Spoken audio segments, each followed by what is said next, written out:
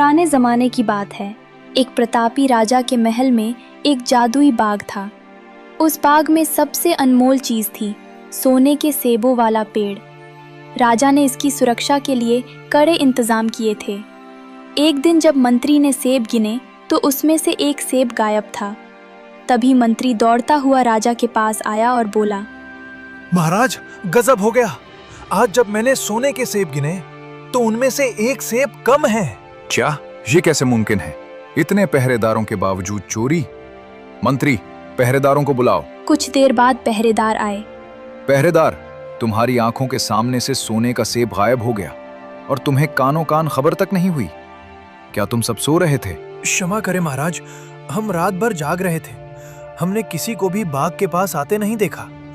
हमें खुद समझ नहीं आ रहा कि वो सेब कहाँ गया। तुम्हारी लापरवाही की कोई माफी नहीं है। अगर अगली बार ऐसा हुआ तो अंजाम बुरा होगा। मैं ऐलान करता हूँ कि जो कोई भी इस चोर को पकड़ेगा उसे मुंह मांगा इनाम दिया जाएगा। तभी वहां उपस्थित बड़ा राजकुमार राजा से बोला, पिताजी, आप चिंता ना करें। आज की रात मैं खुद बाग में पहरा दूंगा। मैं देखना चाहता हूँ कि वो कौन सा चोर है जो हमारी सुरक्षा को चुनौती दे रहा है। मैं उसे पकड़कर आपके सामने पेश करूंगा। शाबाश पुत्र, मुझे तुमसे यही उम्मीद थी। जाओ, आज रात बाग की जिम्मेदारी तुम्हारी है।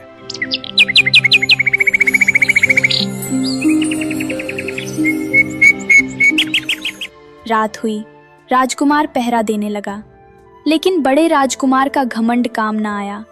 पहरे पर बैठने के 2 घंटे बाद ही उसे गहरी नींद आ गई।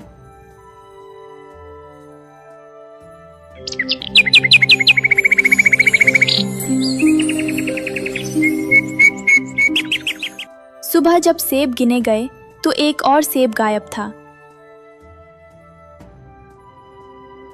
तभी अगले दिन मंझला राजकुमार राजा के पास आया और बोला कि वो यह गलती नहीं दोहराएगा। पिताजी, बड़े भाई से चूक हो गई होगी, लेकिन मैं ये गलती नहीं दोहराऊंगा। आज रात मैं पहरा दूंगा और उस चोर को रंगे हाथों पकड़ूंगा। ठीक है, तुम भी कोशिश कर लो, पर ध्यान रहे चोर बहुत चालाक है। अगली रात मंझला राजकुमार पहरा देने लगा, लेकिन नियति ने फिर वही खेल खेला। मंझले राजकुमार को भी नींद आ गई और तीसरी रात तीसरा सेब चोरी हो गया। और सुबह होते ही राजा की चिंता अब और बढ़ने लगी। पूरा दरबार उदास था। तभी सबसे छोटा राजकुमार, जिसे राजा मूर्ख समझते थे, वो आया और बोला, पिताजी, अगर आपकी आज्ञा हो तो आज रात मैं चोर को पकड़ने की कोशिश करना चाहता हूँ। तुम क्या समझते हो कि तुम कामयाब हो जाओगे? तुमसे बड़े और समझदार भाई असफल हो चुके हैं। तुम जाओ और अपना काम करो, यहाँ वक्त बर्बाद मत करो। महाराज, माना कि मैं छोटा हूँ, पर मुझे एक मौका तो दीजिए। मैं वादा करता हूँ कि मैं अपनी आंखों की पलकें तक नहीं झपकने दूंगा। ठीक है, जब तुम मान ही नहीं रहे तो जाओ, देखूं तुम क्या करिश्मा करते हो। रात हुई और अब छोटा राजकुमार पहरा देने लगा। तभी एक सोने की चिड़िया उड़कर आई और सेब तोड़ने लगी। तो तुम हो वो चोर, इतनी सुंदर और सुनहरी। मेरा दिल तुम्हें मारने का नहीं कर रहा, पर पिता की आज्ञा सर्वोपरि है। तभी जैसे ही चिड़िया सेब तोड़ती है, राजकुमार तीर चलाता है, लेकिन चिड़िया उड़ गई और तभी उसका एक पंख गिर जाता है।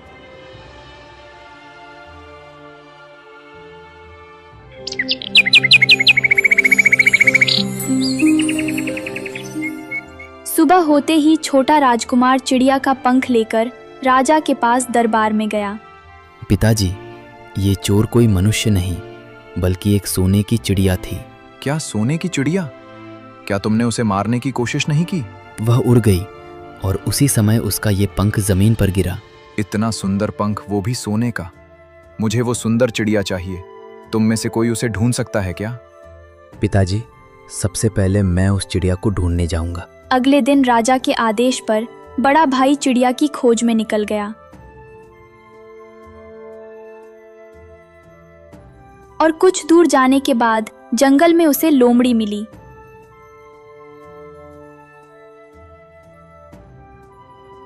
राजकुमार रुको, मैं तुम्हारी मदद कर सकती हूँ। आगे 2 सराय मिलेंगी, तुम बद्दी वाली में रुकना, तभी चिड़िया मिलेगी। एक जंगली जानवर मुझे रास्ता दिखाएगा। हट यहाँ से, तेरी सलाह की मुझे जरूरत नहीं है। इतना सुनते ही लोमड़ी वहां से चली जाती है।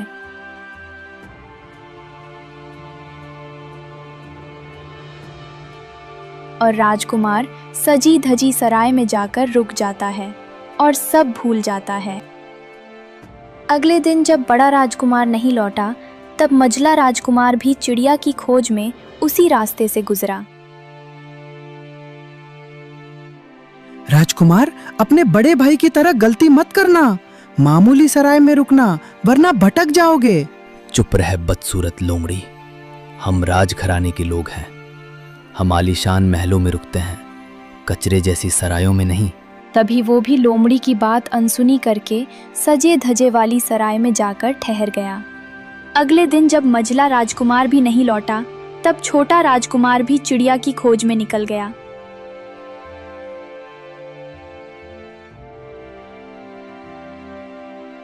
अंत में छोटा राजकुमार लोमड़ी से मिलता है।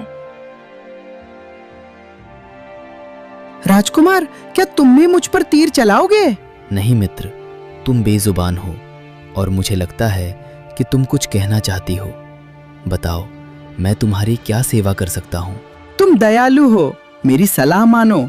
आगे चमक धमक वाली सराय को छोड़ पुरानी सराय में रुकना। तुम्हारी सफलता वहीं छुपी है। ठीक है, जैसा तुम कहोगी मैं वैसा ही करूँगा। चलो मेरे पीछे पीछे, मैं तुम्हें वहां पहुंचा देती हूँ।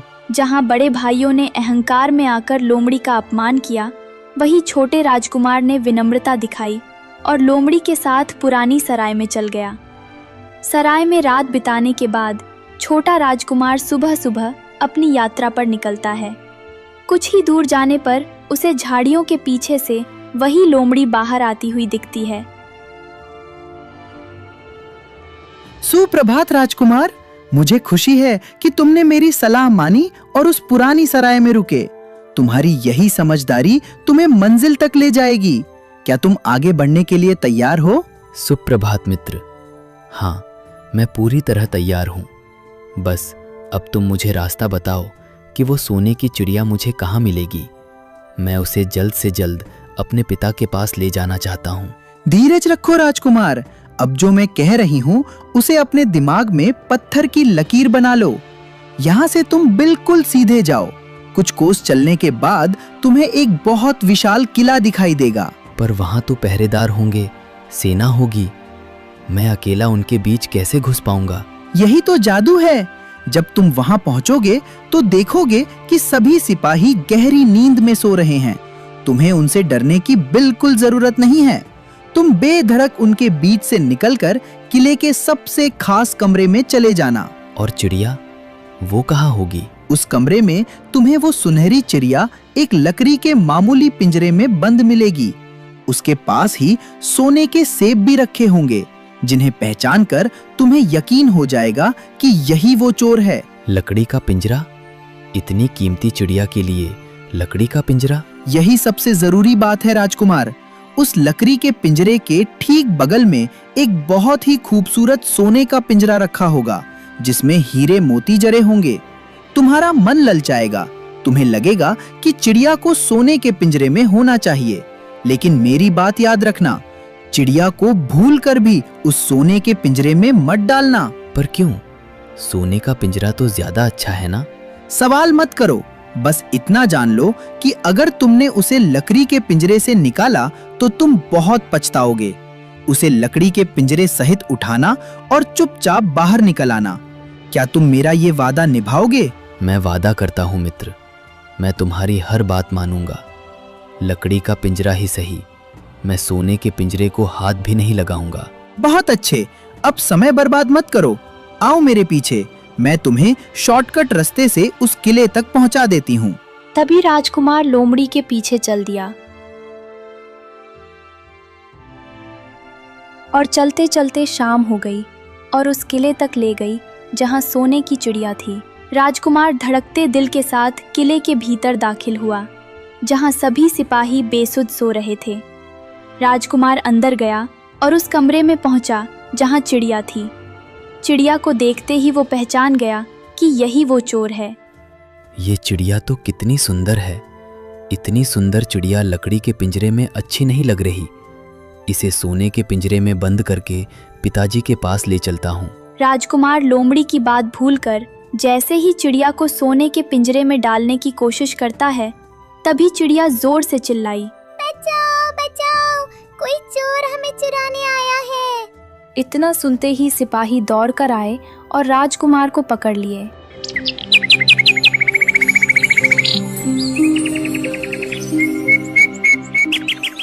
और सुबह होते ही राजा के पास ले गए। तो तुम हो वो मामूली चोर। मेरी कड़ी सुरक्षा को भेद कर तुम मेरी सुनहरी चिड़िया चुरा रहे थे। महाराज, मैं कोई साधारण चोर नहीं हूँ। मैं एक राजकुमार हूँ और अपने पिता के आदेश पर यहाँ आया था। राजकुमार? एक राजकुमार चोरी नहीं करता। तुमने मेरी चिड़िया को छूने का दुस्साहस किया है, जिसकी सजा केवल मृत्यु है। मुझसे भूल हुई महाराज। मैं सोने के पिंजरे के लोभ में आ गया था। कृपया मुझे एक अवसर दें। मैं अपराधी नहीं हूँ। अपराधी अपनी सफाई में यही कहते हैं। सैनिकों, इसे ले जाओ और कल सुबह सूरज उगने से पहले इसे फांसी पर चढ़ा दो। ठहरिए महाराज, क्या एक राजा की शोभा किसी की जान लेने में है? क्या कोई ऐसा रास्ता नहीं जिससे मैं अपना गुनाह माफ करा सकूं? रास्ता तो है, पर वो तुम्हारी जान बचाने से कहीं ज्यादा कठिन है। क्या तुम मौत से लड़ने का साहस रखते हो? मैं अपने सम्मान और अपने पिता के वचन के लिए कुछ भी करूंगा। आप बस आज्ञा दें, मैं पीछे नहीं हटूंगा। यहाँ से कुछ दूर एक सुल्तान का राज्य है। उसके पास एक जादुई सोने का घोड़ा है। क्या तुम उसे ला सकते हो? सोने का घोड़ा? वह तो दुनिया की सबसे दुर्लभ चीज है। क्या उसे लाने पर आप मुझे और चिड़िया को छोड़ देंगे? हाँ, अगर तुम वो घोड़ा मुझे ला कर दो तो मैं तुम्हें चिड़िया भी दूंगा और सम्मान के साथ विदा भी करूंगा। मुझे आपकी शर्त स्वीकार है। मैं वह घोड़ा लेकर आऊंगा, पर अगर मैं असफल रहा तो आप मुझे सजा दे सकते हैं। याद रखना लड़के, अगर खाली हाथ लौटे तो मेरी तलवार तुम्हारी गर्दन का इंतजार करेगी। जाओ। राजा ने उसे सोने का घोड़ा लाने की शर्त पर छोड़ने को कहा। राजकुमार गर्दन झुकाए दुखी मन से किले के फाटक से बाहर निकलता है। झाड़ियों से लोमड़ी बाहर आती है। क्यों राजकुमार, कैसा रहा राजा का आतिथ्य? क्या तुम्हें सोने का पिंजरा और चिड़िया मिल गई या केवल जंजीरें मिली? मित्र, मुझे ताना मत मारो। मेरी मूर्खता ने मुझे मौत के करीब पहुंचा दिया था। मैंने तुम्हारी बात नहीं मानी। मैंने पहले ही कहा था कि लालच मत करना। अब ये उदासी कैसी? क्या राजा ने तुम्हें सच में आजाद कर दिया है? नहीं, उसने एक और भी असंभव शर्त रख दी है। अब मुझे सुल्तान के अस्तबल से सोने का घोड़ा लाना होगा। सोने का घोड़ा? वो तो चिड़िया से भी ज्यादा खतरनाक काम है। क्या तुम्हें लगता है कि तुम दोबारा सफल हो पाओगे? मुझे नहीं पता मित्र, मैं बहुत डरा हुआ हूँ। क्या तुम इस बार भी मेरा साथ छोड़ दोगी या मेरी मदद करोगी? तुम्हारी आंखों के आंसू बता रहे हैं कि तुम्हें अपनी गलती का एहसास है। चलो, अपनी आंखें पोंछो और मेरे पीछे चलो। क्या तुम अब भी मेरी मदद करोगी? मैंने तो तुम्हारा अपमान किया था और तुम्हारी सलाह को ठुकरा दिया था। दोस्ती गलतियों से बड़ी होती है राजकुमार। बस इस बार अपनी अकल मत चलाना। चलो, सुल्तान का राज्य अभी बहुत दूर है। तभी राजकुमार लोमड़ी के पीछे चल देता है।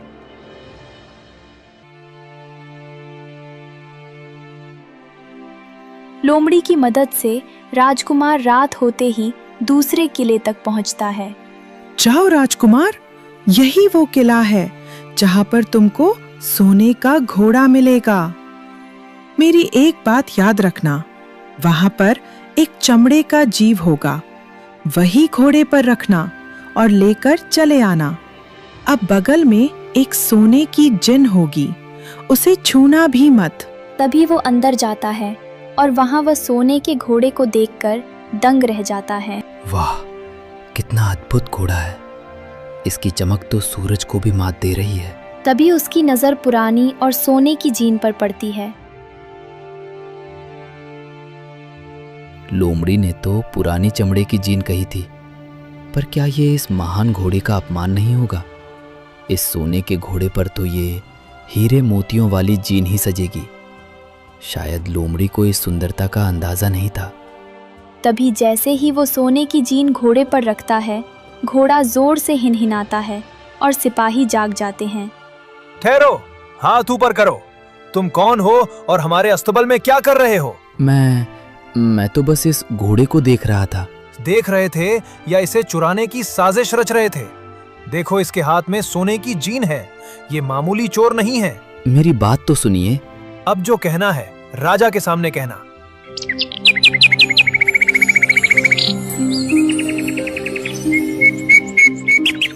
सुबह होते ही सैनिक उसे राजा के पास लेकर गए। कौन हो तुम और ये क्या करने आए थे? महाराज, मैं केवल आपका घोड़ा देख रहा था। तुम्हारी हिम्मत कैसी हुई मेरा घोड़ा चुराने की? महाराज, मुझे एक मौका दो अपनी सफाई देने का। ठीक है, ध्यान से सुनो। तुमने मेरे अस्तबल की पवित्रता भंग की है, पर मुझे एक राजकुमारी की तलाश है जो सोने के महल में रहती है। अगर तुम उसे यहाँ लाओ तो मैं तुम्हें अपना सुनकर घोड़ा तुम्हें दे दूंगा और तुम्हें सम्मान सहित विदा करूंगा, और नहीं ला पाए तो फांसी का फंदा तैयार है। राजकुमार अपनी जिद और दिखावे की चाहत के कारण एक के बाद एक मुसीबतों में फंसता जा रहा था। उसे लगा था कि वो चीजों को बेहतर बना रहा है, पर असल में वो लोमड़ी की बुद्धिमानी का अपमान कर रहा था। अब उसके सामने सबसे बड़ी चुनौती थी उस राजकुमारी को लाना जिसे उसने कभी देखा भी नहीं था। तभी राजकुमार दूसरे राजा के दरबार से छूटकर बाहर आता है, जहां लोमड़ी पहले से ही उसका इंतजार कर रही थी। राजकुमार का चेहरा उतरा हुआ था। क्यों राजकुमार, सोने की जिन बहुत भारी पड़ गई ना? मैंने कहा था कि दिखावे में मत पड़ना, पर तुमने फिर वही गलती की। मुझसे बहुत बड़ी भूल हो गई मित्र। अब राजा ने मुझे सोने के महल की राजकुमारी को लाने भेजा है। अगर मैं उसे नहीं ले गया तो मेरी जान चली जाएगी। तुम्हारी किस्मत अच्छी है कि मैं अब भी तुम्हारा साथ दे रही हूँ। चलो चलो मेरे पीछे, मैं तुम्हें उसके पास ले चलती हूँ। पर याद रखना, राजकुमारी से हाथ मिलाते ही वो साथ चलेगी। उसे वापस महल में मत जाने देना। वो अपने माता पिता से मिलने की मिन्नतें करेगी, पर तुम पिघलना मत।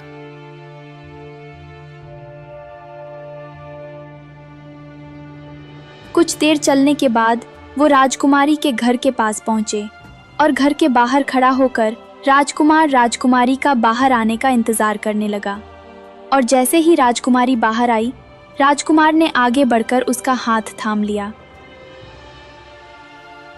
राजकुमारी, आप मेरे साथ चलिए।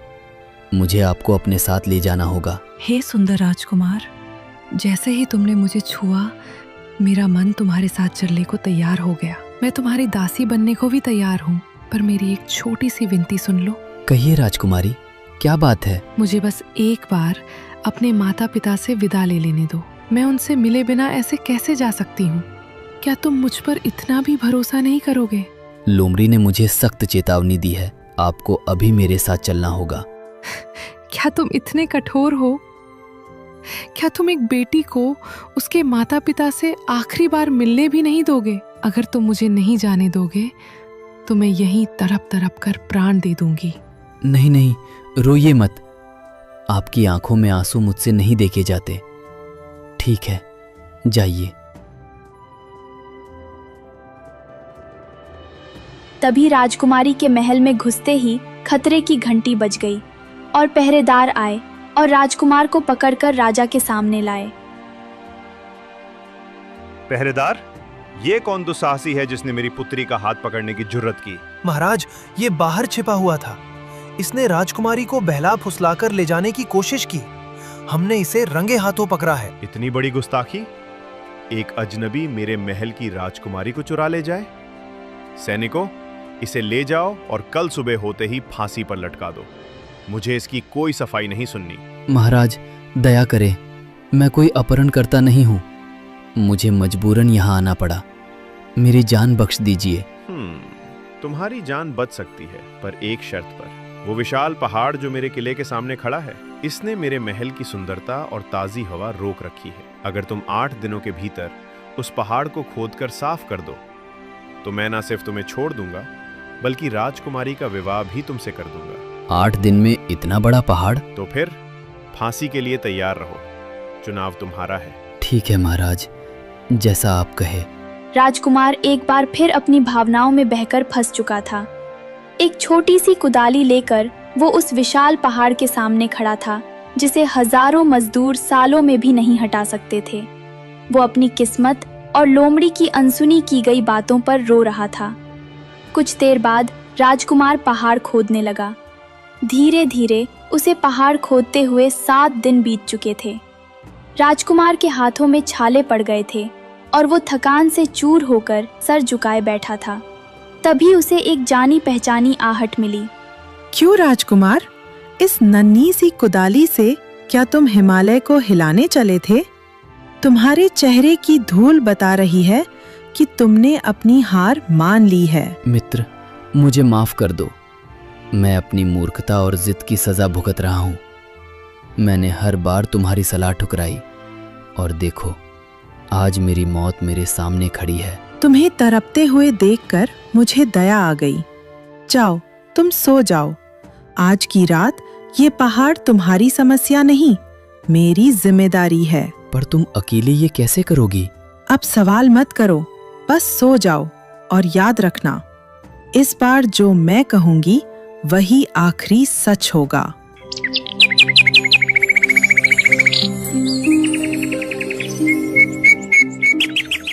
अगली सुबह जब राजा सोकर उठा और देखा तो वो दंग रह गया।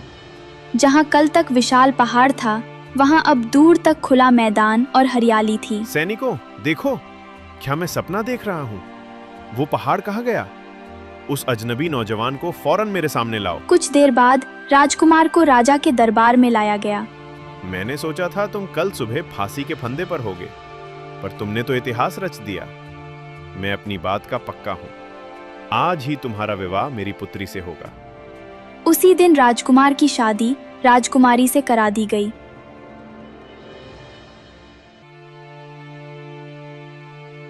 और विदा के समय राजकुमारी अपने पिता के गले लगकर रो रही है, पर उसकी आंखों में राजकुमार के लिए प्रेम भी है।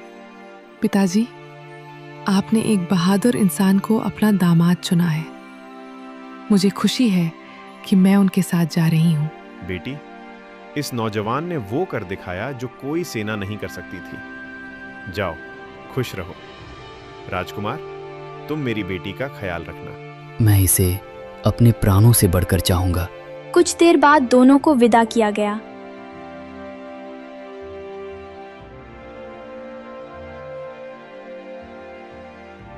और जैसे ही वे महल से दूर निकले, राजकुमार शांत और गंभीर था।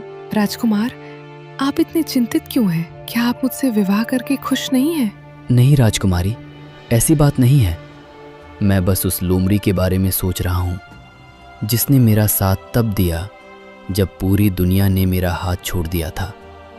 बिना उसके मैं आपके योग्य भी ना होता। कुछ देर बाद वहां लोमड़ी आई और बोली, बधाई हो, जोड़ी बहुत सुंदर है।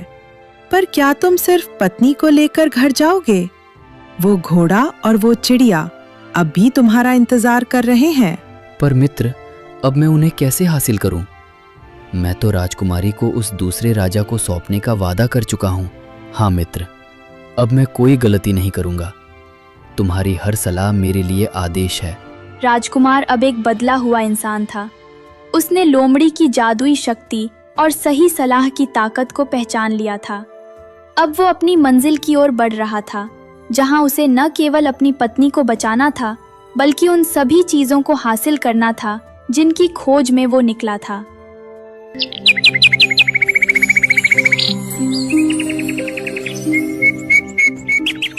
अगले दिन राजकुमार राजकुमारी को लेकर किले में पहुंचता है। राजा राजकुमारी को देखकर खुशी से पागल हो जाता है। अद्भुत, तुम वाकई उसे ले आए। वादे के मुताबिक ये सोने का घोड़ा आज से तुम्हारा हुआ। धन्यवाद महाराज। मैं विदा लेने से पहले एक बार इस घोड़े पर सवारी करना चाहता हूँ। जरूर, क्यों नहीं। तुम इस पर सवार होकर अपनी खुशी जाहिर कर सकते हो। कुछ देर बाद राजकुमार घोड़े पर बैठता है। अंत में वो राजकुमारी के पास पहुंचता है और राजकुमारी का हाथ पकड़कर खींच लेता है और घोड़े को लेकर भाग जाता है। तभी राजकुमार राजकुमारी और घोड़े को लेकर लोमड़ी के पास पहुंचा। बहुत अच्छे राजकुमार, अब आखिरी दाव। इस घोड़े को देखकर चिड़िया वाला राजा पिघल जाएगा। बस पिंजरा हाथ में आते ही रुकना मत।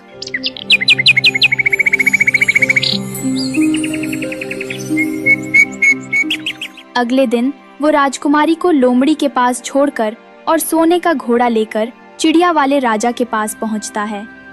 महाराज देखिए, मैं आपके लिए सोने का घोड़ा लाया हूँ, पर इसे देने से पहले मैं चिड़िया को अपने हाथ में लेकर देखना चाहता हूँ कि क्या ये वही चोर है। क्यों नहीं, ये लो पिंजरा, अब ये घोड़ा मेरा हुआ। नहीं महाराज, अब ये घोड़ा और चिड़िया दोनों मेरे हुए। राजकुमार पिंजरा छीनकर घोड़े को तेजी से दौड़ा देता है। राजा और दरबारी बस धूल देखते रह जाते हैं। कुछ देर बाद राजकुमार लोमड़ी के पास पहुंचा। मित्र, आज तुम्हारी वजह से मेरे पास सब कुछ है, सुंदर पत्नी, सोने का घोड़ा और सोने की चिड़िया। मैं तुम्हें क्या इनाम दूं? तुम जो मांगोगे मैं वही दूंगा। राजकुमार, अगर तुम सच में इनाम देना चाहते हो तो अपना धनुष उठाओ और एक तीर चलाकर मुझे मार डालो। पागल हो गई हो क्या? मैं अपनी जान दे सकता हूँ, पर अपने उपकारी को तीर नहीं मार सकता। कोई और इनाम मांगो। अगर तुम ये नहीं कर सकते तो रहने दो, पर जाते जाते मेरी 2 बातें गांठ बांध लो। कभी कुएं की मुडेर पर मत बैठना और कभी फांसी पाने वाले अपराधियों पर पैसा बर्बाद मत करना। ये कैसी अजीब बातें हैं? कुएं पर बैठने से क्या होगा? और अपराधी, भला मैं उनकी मदद क्यों करूंगा? तुम बहुत रहस्यमयी हो रही हो। वक्त आने पर सब समझ जाओगे। अब जाओ, अपनी मंजिल की ओर बढ़ो। अलविदा। लोमड़ी अपनी उदास आंखें लिए झाड़ियों की ओर चली गई। राजकुमार और राजकुमारी सोने का घोड़ा और चिड़िया लेकर अपने राज्य की ओर बढ़ चले। राजकुमार मन ही मन लोमड़ी की अजीब चेतावनियों पर हंस रहा था। राजकुमार सोने के घोड़े पर अपनी पत्नी के साथ गांव पहुंचता है, जहां भीड़ जमा थी। भाइयों, यहाँ इतना शोर क्यों है?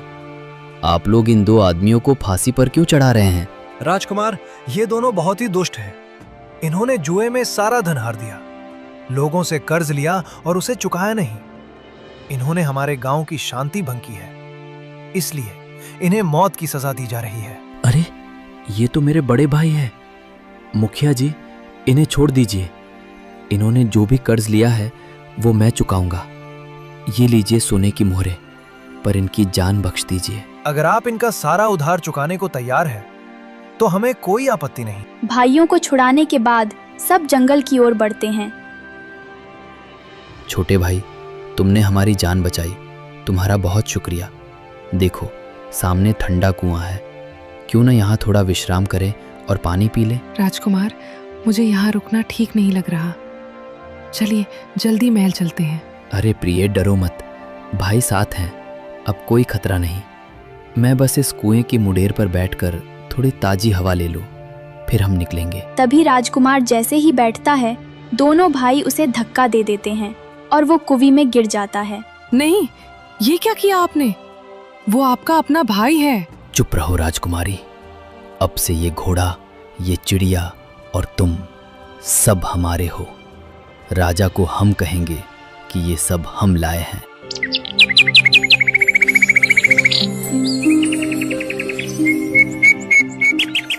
अगले दिन दोनों भाई घोड़ा और चिड़िया और राजकुमारी को लेकर महल पहुंचकर राजा से बोले, पिताजी देखिए, हम आपकी चिड़िया ले आए, और सिर्फ चिड़िया ही नहीं, ये सोने का घोड़ा और राजकुमारी भी हमारी बहादुरी का इनाम है। शाबाश मेरे शेरों, मुझे पता था कि मेरे बड़े बेटे ही ये काम कर सकते हैं, पर वो छोटा कहाँ है? वो तो कहीं रास्ते में ही भटक गया होगा। हमने तो उसकी बहुत तलाश की, पर वो मिला ही नहीं। और इधर छोटा राजकुमार कुएं के अंधेरे में बैठा अपनी गलती पर रो रहा था। मैं कितना बड़ा मूर्ख हूँ। लोमड़ी ने चीख चीख कर कहा था कि कुएं पर मत बैठना और फांसी वालों की मदद मत करना। मैंने अपने भाइयों को बचाया और उन्होंने ही मुझे मौत के मुंह में धकेल दिया। तभी कुएं के मुंह पर लोमड़ी दिखती है। क्या हाल है राजकुमार? पानी ठंडा है, या तुम्हारी अक्ल अब ठिकाने आई है? मित्र, मैं शर्मिंदा हूँ। मैंने फिर तुम्हारी बात नहीं मानी। अब मैं यहाँ मर जाऊंगा। मेरे भाई राजकुमारी को ले गए। तुम सुधरोगे नहीं, पर मैं तुम्हें यहाँ मरने के लिए नहीं छोड़ सकती। उसके बाद लोमड़ी ने राजकुमार को कुएं से बाहर निकाला। लेकिन एक बात याद रखना, महल में तुम्हारे भाई तुम्हारी जान के दुश्मन बने बैठे हैं, इसलिए संभल कर जाना। ये क्या हो रहा है? जब से ये चिड़िया और घोड़ा आए हैं, इन्होंने खाना पीना छोड़ दिया है। राजकुमारी की आंखों के आंसू नहीं थम रहे। क्या मेरे बेटों ने मुझसे कोई झूठ बोला है? उधर छोटा राजकुमार राजमहल में प्रवेश कर चुका था। ये क्या चमत्कार है? जो घोड़ा हफ्तों से भूखा था, वो आज खुशी से हिनहिना रहा है। और वो सोने की चिड़िया, उसके स्वर इतने मधुर पहले कभी नहीं थे। महाराज, वो चमत्कार में ही है, वो सच की वापसी है। मेरा सच्चा राजकुमार लौट आया है। बेटी, तुम क्या कह रही हो? राजकुमार तो यहाँ मेरे सामने है। नहीं महाराज, ये दोनों धोखेबाज हैं। इन्होंने अपने भाई को कुएं में धकेल दिया और आपकी आंखों में धूल झोंकी। असली विजेता वो है जो हमारे पास खड़ा है। और कुछ देर बाद वो राजमहल में पहुंचा। हाँ पिताजी, राजकुमारी सच कह रही हैं। मेरे भाइयों ने न केवल मेरे साथ बल्कि आपके विश्वास के साथ भी घात किया है। मेरे प्रिय पुत्र, मुझे माफ कर दो। मैंने तुम्हें मूर्ख समझा, पर तुम तो सबसे बहादुर निकले। और तुम दोनों, तुमने लालच में भाई का खून करना चाहा। अभी इसी वक्त मेरे राज्य से निकल जाओ। तुम मेरे पुत्र कहलाने के योग्य नहीं हो। उसी दिन से राजा ने अपने दोनों बड़े बेटे को राज्य से बाहर निकाल दिया। अब राजकुमार महल में राजकुमारी के साथ रहने लगा। राजकुमार, आपने बहुत कष्ट सहे हैं। अब हम साथ हैं। पर क्या आप अब भी उस लोमड़ी के बारे में सोचते हैं? राजकुमारी, बिना उसके मैं आज जीवित ना होता। मुझे उसे ढूंढना ही होगा। न जाने वो किस हाल में होगी।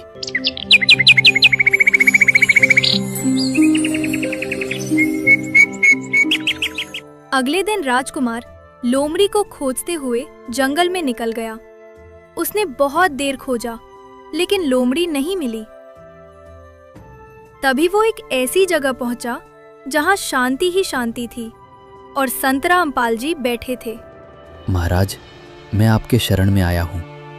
मैं एक लोमड़ी की खोज में हूँ जिसने मेरी बहुत मदद की है। बेटा, धैर्य रखो, तुम्हें वो लोमड़ी मिल जाएगी।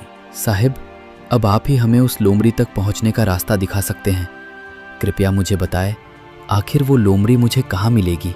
बेटा, ध्यान से सुनो मेरी बात। जिसे तुम लोमड़ी समझ रहे हो और उसने तुम्हारी मदद की, असल में वो लोमड़ी नहीं, वो एक राजकुमार है जो कभी तुम्हारी पत्नी का भाई था।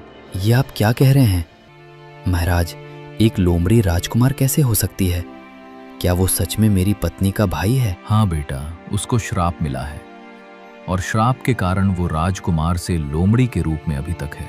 महाराज, आखिर कोई तो रास्ता होगा जिससे वो फिर से राजकुमार के रूप में हो सके। हाँ, एक रास्ता है। अगर कोई ऐसा इंसान हो जिसकी मदद उस लोमड़ी ने की हो, अगर वो इंसान उस लोमड़ी पर तीर चलाकर मारे, तो वो वापस अपने मनुष्य रूप में बदल जाएगी। महाराज, उसने मेरी मदद की है।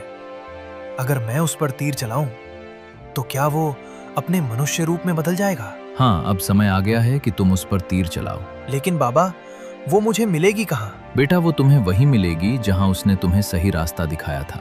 मैं समझ गया बाबा। आप मुझे जाने की आज्ञा दीजिए। अब तुम जाओ, देर मत करो। इतना कहकर राजकुमार वहां से उस लोमड़ी के पास आया।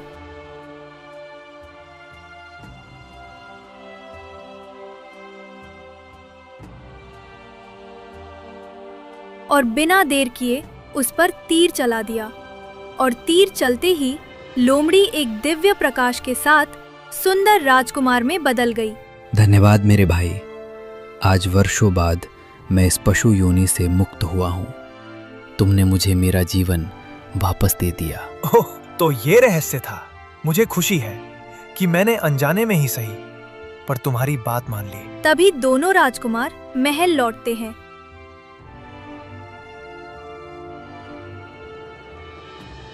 राजकुमारी अपने भाई को पहचान लेती है। भैया, क्या ये सचमुच आप हैं? मैं तो हार मान चुकी थी कि आपको कभी देख पाऊंगी। सब इस बहादुर राजकुमार की वजह से मुमकिन हुआ है छोटी। इसने न केवल तुम्हें और सोने की वस्तुओं को पाया, बल्कि मेरा खोया हुआ मान भी लौटाया। उसी दिन से राजा अपने छोटे बेटे का बहुत सम्मान करने लगा और राजकुमारी के भाई को अपना बेटा मानने लगा और सब खुशी से रहने लगे।